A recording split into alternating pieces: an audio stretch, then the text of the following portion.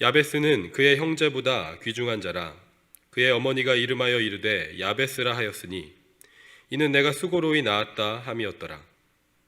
야베스가 이스라엘 하나님께 아뢰어 이르되 주께서 내게 복을 주시려거든 나의 지역을 넓히시고 주의 손으로 나를 도우사 나로 환난을 벗어나 내게 근심이 없게 하옵소서 하였더니 하나님이 그가 구하는 것을 허락하셨더라. 아멘. 구하는 자에게 허락하시는 하나님이라는 제목으로 함께 하나님 말씀 나누도록 하겠습니다. 이 아침에 하나님을 예배하고 기도하기를 갈망하는 마음으로 함께 하시는 모든 성도님들께 주의 은혜와 인도하심이 충만한 복된 하루 되시기를 소망합니다. 오늘 본문은 여러분께서 잘 알고 계시는 야베스의 기도로 유명한 본문입니다.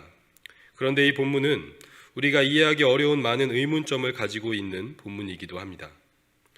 우선 본문이 기록된 위치가 조금은 어색합니다. 역대상 1장부터 첫 인류 아담으로부터 시작해서 이스라엘 민족의 족보가 이어지고 있습니다. 특별히 역대상에 기록된 족보는 이스라엘의 12지파 중에서도 유다 족속에 초점이 맞춰져 있습니다. 그 이유는 유다 지파 출신인 다윗과 솔로몬이 왕으로 다스릴 때 예루살렘 성전을 중심으로 하나님을 예배하는 것을 최우선으로 여겼고 그것이 이스라엘의 부흥기, 하나님께서 통치하시는 이스라엘의 영광을 가능하게 했다는 것을 강조하기 위함이었습니다. 포로 생활을 마치고 예루살렘으로 돌아온 이스라엘 백성들이 반드시 배우고 다시 실천해야 할 교훈이었기 때문인 것이죠. 그래서 야곱의 아들 12명, 이스라엘의 12지파 중에서 첫 번째로 족보에 기록된 지파는 첫째 아들 르우벤이 아니라 넷째 아들 유다입니다. 유다의 족보는 2장에서 시작해서 오늘 4장까지 이어지고 있는데 오늘 본문의 주인공인 야베스는 성경에서 다른 곳에서는 등장하지 않는 인물입니다. 그래서 많은 학자들은 그가 2장 55절에 기록된 야베스라는 지명과 관련이 있을 경우에는 2장 50절에 기록된 소발의 후손일 수도 있고 그렇지 않은 경우에는 오늘 본문 바로 앞 4장 8절에 등장하는 고스의 형제 아니면 아들 중에 한 명일 것으로 추측하고 있습니다. 이처럼 여러 가지 불확실하고 제한된 정보로 인해서 우리가 야베스에 대해서 정확하게 알 수 있는 것은 오늘 본문의 내용밖에 없습니다. 그런데 야베스는 그 이름도 참 이상합니다. 왜냐하면 슬픔, 고통, 수고라는 뜻을 가지고 있기 때문이죠. 야베스의 어머니는 자신이 야베스를 수고로이 낳았기 때문에 그의 이름을 야베스라고 지었다고 성경은 기록하고 있습니다. 그녀가 어떤 상황에서 야베스를 낳았는지 우리가 알 수 있는 것은 사실 없습니다. 그 당시에 가능했을 수 있는 몇 가지 경우를 생각해 본다면 남편이 없었거나 아니면 극심한 가난 가운데 있었거나 아니면 정말 출산의 과정이 큰 어려움과 고통이 따랐을 수 있다라는 것입니다. 그럼에도 우리가 쉽게 이해가 되지 않는 것은 갓 태어난 아이에게 다른 좋은 뜻의 이름들도 많이 있을 텐데 왜 하필이면 슬픔, 고통, 수고라는 이름을 지어졌을까 하는 것입니다. 말씀을 준비하고 묵상하면서 야베스의 어머니는 아마도 자신이 겪은 삶의 어려움과 슬픔과 수고의 고통을 통해서 그리고 하나님의 말씀을 통해서 인간이 어떤 존재인지에 대한 깨달음이 있었던 사람이었지 않았을까 하는 생각을 하게 되었습니다. 하나님을 떠난 인간의 슬픔과 고통과 수고는 사실 당연한 것이었죠. 왜냐하면 하나님께서 그렇게 말씀하셨기 때문입니다. 창세기 3장 16절에서 하나님께서 말씀하십니다. 또 여자에게 이르시되 내가 네게 임신하는 고통을 크게 더하리니 네가 수고하고 자식을 낳을 것이며 3장 17절에 이어서 또 말씀하십니다. 아담에게 이르시되 네가 네 아내의 말을 듣고 내가 네게 먹지 말라고 한 나무의 열매를 먹었은즉 땅은 너로 말미암아 저주를 받고 너는 내 평생에 수고하여야 그 소산을 먹으리라. 여기서 말씀하시는 출산의 수고와 노동의 수고가 오늘 본문 9절에서 야베스의 어머니가 겪은 수고와 같은 히브리 원어입니다. 야베스의 어머니는 알았습니다. 하나님을 떠난 인간의 인생은 본질적으로 슬픔과 고통과 수고로 끝날 수밖에 없다는 것을 알았습니다. 그래서 사랑하는 아들에게 자신이 깨달은 그 사실을, 그 진리를 알려주고 싶었던 것이죠. 하나님을 떠난 인생은 슬픔과 고통과 수고뿐이라는 것을, 하나님을 떠나서는 아무것도 아닌 존재라는 것을, 그 믿음을, 그 신앙을 물려주고 싶었던 것입니다. 이러한 교훈은 족보가 시작되는 역대상 1장 1절에도 내포되어 있는 것을 우리가 확인할 수 있습니다. 아담, 셋, 에노스. 하나님은 사람을 처음 만드신 후 그 이름을 아담이라고 부르셨습니다. 잘 알고 계신 것처럼 아담은 흙이라는 뜻인데, 하나님께서 불어넣어 주신 생기, 그 하나님의 영이 없으면 흙에 불과한 것이 사람이라는 것을 말씀하고 있습니다. 에노스는 연약한, 병들기 쉬운이라는 뜻을 가진 이름인데, 에덴 동산에서 쫓겨난 후에 에노스 때가 되어서야 비로소 사람들이 여호와의 이름을 불렀다고 성경은 기록하고 있습니다. 그래서 에노스라는 이름은 여호와 하나님을 떠난 인간은 연약하고 병들기 쉬운 존재라는 것을 깨닫고 기억하기 위해서 지어진 이름인 것입니다. 아담, 에노스, 야베스와 같은 이름을 통해서 역대기 저자는 인간이 어떤 존재인지를 말씀하고 있습니다.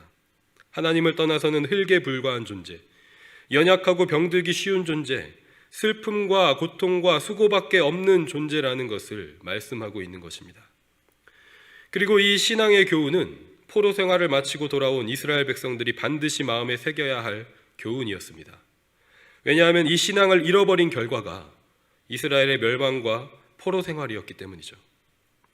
그래서 그들은 인간이 어떤 존재인지를 깨달음으로 하나님을 떠나지 않는 인생, 하나님을 예배하는 인생으로 돌이켜야 했습니다. 저와 여러분의 인생도 마찬가지인 줄 믿습니다. 하나님을 떠나서는 슬픔과 고통과 수고밖에 남지 않는 인생인 것입니다. 이 아침에 다시 한번 이러한 깨달음과 고백이 우리에게 있기를 소망합니다. 본문 10절 말씀은 왜 우리에게 이러한 고백이 있어야 하는지를 말씀합니다.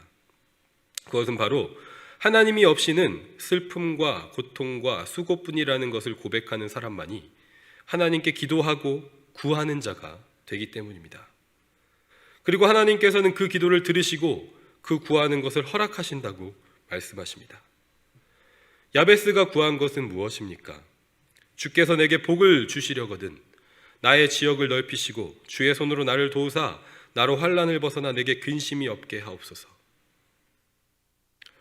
20년 전에 크리스천들뿐만 아니라 하나님을 믿지 않는 사람들에게도 베스트셀러가 된 책이 있었습니다. 바로 야베스의 기도라는 책인데 읽어보신 분들이 많이 계실 줄로 압니다. 그 책에서 저자는 야베스의 기도가 우리를 축복받는 인생으로 이끈다고 말합니다. 하나님께서 우리에게 주시려고 무한한 복을 예비하고 계시는데 왜 기도하지 않냐고 말합니다. 성공을 위해서, 비즈니스의 확장을 위해서 축복을 더 달라고 기도하라고 도전합니다. 우리의 능력과 달란트를 뛰어넘는 축복을 구해서 더 많은 영향력을 끼치고 하나님 나라의 지경을 넓히게 해달라고 기도하라고 합니다. 그러면 하나님이 그것을 주시길 기뻐하시고 반드시 주시는데 왜 기도하지 않냐고 말합니다. 그러면서 야베스의 기도가 우리의 기도가 되어야 한다고 말합니다. 왜 베스트셀러가 될 수 있었는지 이해가 되는 것 같습니다. 자신이 원하는 것을 구하면 하나님이 주신다는 말, 그것을 통해서 하나님께 영광을 돌리고 하나님 나라를 확장하는 삶을 살 수 있다는 말, 나도 좋고 하나님도 좋으신 삶을 살 수 있다는 말, 내가 하고 싶은 말이 쓰여져 있고 또 그렇게 축복받았다고 말하는 사람들의 이야기가 쓰여져 있으니 이 책은 많이 팔려서 읽혀질 수밖에 없었던 것 같습니다. 그렇다면 이 책을 사서 읽고 깨달아서 매일마다 야베스의 기도를 했던 모든 사람들이 원하는 것이 이루어지고 성공하고 비즈니스가 확장되어서 많은 영향력을 끼치고 하나님 나라의 지경을 확장했을까요? 그렇지 않다는 것을 우리는 압니다. 그 당시에 저희 집에도 이 야베스의 기도 성경 구절이 벽에 붙어 있었던 기억이 있습니다. 열심히 그 구절을 외우고 또 기도했던 적도 있습니다. 정성이 부족했을까요? 아니면 하루도 빠짐없이 하지 않아서였을까요? 저희 집의 형편이 크게 달라지진 않았습니다. 물론 필요할 때마다 하나님께서 베푸시는 말로 설명할 수 없는 도우심과 인도하심들이 있었습니다. 하지만 그러한 은혜는 야베스의 기도를 했을 때와 안 했을 때를 구분해서 있었던 것은 아니었습니다. 야베스가 구했던 복이 눈에 보이는 물리적이고 물질적인 복과는 거리가 멀다는 것을 우리는 이스라엘의 역사를 통해서도 쉽게 알 수 있습니다. 이스라엘이 이집트로부터 구원받은 것, 이스라엘이 다윗과 솔로몬 때에 가장 부강해진 것은 모두 하나님의 은혜였습니다. 그런데 가장 번성하고 전쟁이 없고 평화로웠던 솔로몬 왕의 통치 때에 오히려 우상 숭배가 시작되었고 하나님과 멀어지는 일이 있지 않았습니까? 겉으로 보기에는 가장 넓은 지경을 가지고 있었지만 하나님 나라의 지경은 점점 좁아지고 있었던 것입니다. 따라서 야베스의 기도는 책의 저자가 말하는 것처럼 우리가 원하는 축복을 더 달라고, 그 축복으로 하나님 나라의 지경을 넓히게 해달라고 기도하라고 기록된 것이 아니라는 것입니다. 야베스가 구한 것의 결과는 오늘 본문을 통해서 이렇게 기록되어 있습니다. 하나님이 그의 구한 것을 허락하셨더라. 아멘. 여기서 허락하다의 원어적 의미는 가지고 오다라는 뜻을 가지고 있습니다. 이 말은 하나님께서 단순히 그가 구한 것을 주신 것이 아니라 직접 가지고 오셨다는 말입니다. 그가 구하는 모든 것의 원천이 되시는 하나님 자신을 주셨다는 것이죠. 같은 맥락에서 예수님께서 하신 말씀을 기억할 필요가 있습니다. 마태복음 7장에서 7절 말씀에 구하라 그리하면 너희에게 주실 것이요 찾으라 그리하면 찾아낼 것이요 문을 두드리라 그리하면 너희에게 열릴 것이니 라고 말씀하시고 11절에 너희가 악한 자라도 좋은 곳으로 자식에게 줄 알거든 하물며 하늘에 계신 너희 아버지께서 구하는 자에게 좋은 것으로 주시지 않겠느냐라고 예수님께서 말씀하십니다. 누가는 이 같은 말씀을 누가복음 11장 13절에서 이렇게 기록합니다. 너희가 악할지라도 좋은 것을 자식에게 줄 알거든 하물며 너희 하나님 하늘 아버지께서 구하는 자에게 성령을 주시지 않겠느냐. 우리가 구하면 하나님은 주십니다. 우리가 찾으면 하나님은 찾게 하십니다. 우리가 두드리면 하나님은 문을 열어주십니다. 좋은 것을 주시고 좋은 것을 찾게 하십니다. 그 좋은 것은 바로 성령 하나님이시라고 말씀합니다. 문을 열면 거기에는 우리가 구하는 모든 것의 원천이시고 주인이신 하나님이 계시다는 것입니다. 그렇다면 우리는 어떻게 구하고 기도해야 할까요? 사실 우리에게는 너무나도 쉬운 답이 있습니다. 바로 예수님께서 가르쳐 주신 기도가 있습니다. 야베스의 기도 내용을 잘 보면 주기도문과 일치하는 것을 깨닫게 됩니다. 나의 지역을 넓히시고, 주기도문에서는 하늘의 통치, 하나님의 통치가 땅에서 내가 거하는 곳에서도 이루어지기를 기도하라고 말씀하십니다. 주의 손으로 나를 도우사, 주기도문에서는 영육간에 일용할 것, 먹을 양식과 생명의 말씀을 공급해 주시기를 기도하라고 가르쳐 주십니다. 나로 환난을 벗어나 내게 근심이 없게 하옵소서. 주기도문에서는 죄의 유혹에 빠지지 않고 악으로부터 구해 주시기를 기도하라고 예수님께서 가르쳐 주십니다. 이렇게 기도하고 구할 때 하나님은 허락하신다고 말씀하고 있는 것입니다. 우리에게 성령님을, 하나님 자신을 주신다고 말씀하시는 것입니다. 우리에게 필요한 모든 것의 주인이신, 원천이신, 근원이신 하나님을 주시겠다고 말씀하고 계신 것입니다. 제가 야베스의 기도 저자의 말에 동의하는 것이 딱 하나가 있습니다. 그것은 무엇이냐면 구하면 허락하시는데, 기도하면 주신다고 하시는데 왜 구하지 않느냐는 것입니다. 왜 기도하지 않느냐는 것이에요. 우리가 예수님께서 가르쳐 주신 기도의 내용대로 기도하면 하나님 아버지께서 반드시 좋은 것을 주십니다. 성령 하나님을, 그 하나님 자신을 우리에게 주십니다. 그래서 우리의 삶이 하나님이 통치하시는 삶이 되도록 하십니다. 하나님의 나라가 우리가 사는 이 땅으로 임하고 그 지경이 넓어지게 하십니다. 사랑과 정의로 다스리시는 그 나라가 하나님을 사랑하고 이웃을 사랑하는 축복된 삶이 펼쳐지는 것이죠. 그런데 우리가 기도하지 않는다는 것이죠. 예를 들어서 누군가를 미워하고 욕하는 마음이 우리에게 있다고 생각해 봅시다. 우리는 경험에서 알고 있습니다. 기도하면 그 사람을 향한 그 악한 마음이 사라진다는 것을 압니다. 하나님의 나라가 나에게 임하고 죄의 유혹이 떠나가고 악으로부터 구원받는다는 것을 우리는 압니다. 그래서 내 안에 절대로 없었던 사랑과 용서의 마음이 나를 덮는다는 것을 우리는 압니다.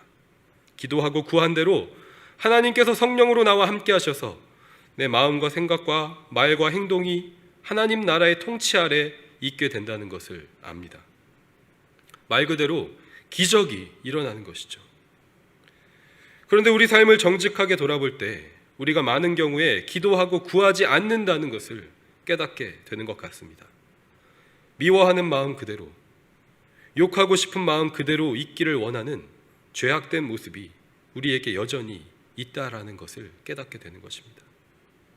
기적이 일어나고 하나님의 나라가 임하는 것을 원하지 않는 것 같은 우리의 모습을 발견할 때가 있다는 것이죠. 사랑하는 성도 여러분, 이 아침에 우리가 하나님께 구하는 시간이 되기를 소망합니다. 주여, 나에게 복의 복을 더하여 주시옵소서. 가장 좋은 것 성령 하나님을 허락하여 주옵소서. 그래서 내 안에 내가 서 있는 이 땅에 하나님의 통치가 임하게 하시고 그 지경이 확장되게 하여 주시옵소서. 내가 주인 되어서 미움과 시기, 슬픔과 고통과 수고뿐인 삶이 아니라 하나님께서 주인 되셔서 사랑과 용서와 정의와 평화가 가득한 복된 인생을 살아가게 하옵소서. 이렇게 구하는 자에게 하나님께서 오늘 지금 반드시 허락하실 줄 믿습니다. 이 믿음으로 나아가는 저와 여러분의 삶이 되기를, 오늘 하루의 인생이 되기를 간절히 소망합니다.